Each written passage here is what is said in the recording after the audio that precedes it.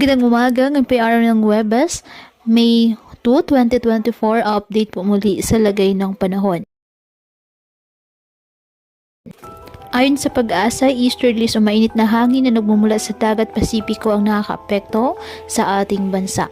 Walang bagyo o low pressure area na minomonitor sa loob at labas ng ating Philippine Area of Responsibility na maaaring makaapekto sa ating lagay ng panahon.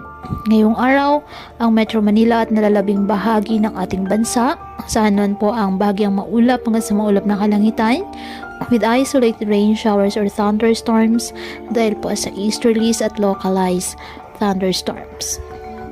Kaya patuloy pa rin po natin na pinag-iingat ang ating mga kababayan sa banta pa rin po ng mga pagbaha at pagkuko ng lupa, lalo na kapag may malalakas na ulan, at ugaliin na magdala palagi ng payong o kahit anong mapanangga sa ulan o hindi kayo po ay sa init ng araw kapag lalabas ng ating mga tahanan. At yan po muna ang update sa lagay ng panahon ngayong araw.